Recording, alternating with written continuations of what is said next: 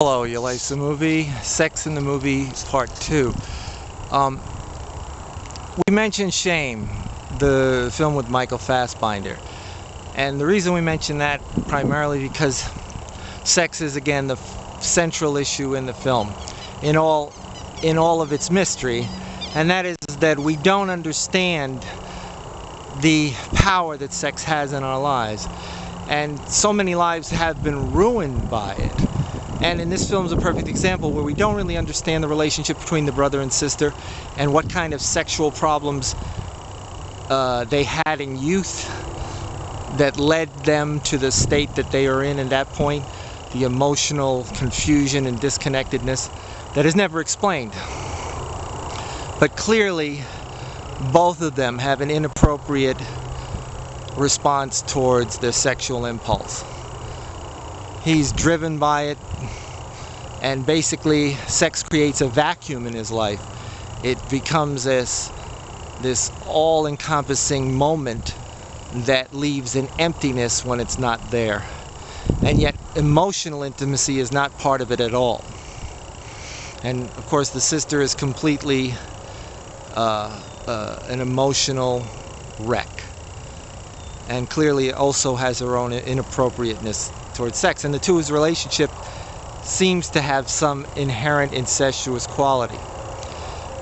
But as films in general, we're looking at the frankness of the body parts, and especially the penis. The penis has become more prominent in films today, and this is a perfect example. We see Michael Fassbender's penis is featured frequently in the film, and it's, I guess, what we'd all consider an ideal penis, long and dangling and meaty, and you know, just what I guess the photographer's pornographic dream.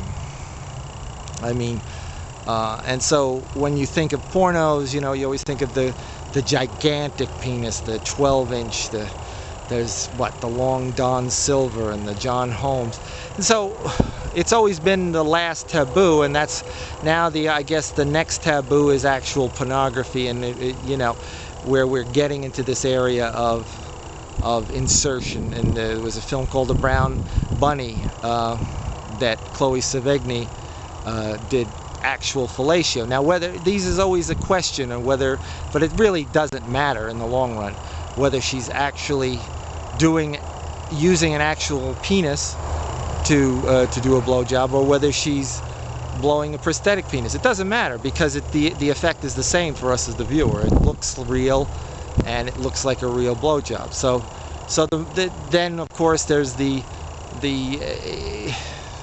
actual depiction of the sexual parts, and how close and how involved and how much we see. Of course, we've seen pregnancy scenes where the baby's head is crowning through a vagina. These are all areas where you can sort of touch on these issues, but again, it is still, where is the last taboo, and does it really matter that we have to break taboos?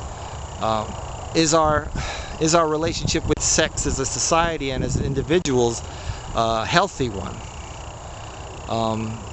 And so these are questions that I don't think are truly addressed, because I think what happens in most cases is that we just look upon sex as something greater than thought, beyond thought, just something to rule our lives as an ultimate ecstasy, an ultimate nirvana, an ultimate orgasm, more important than life itself.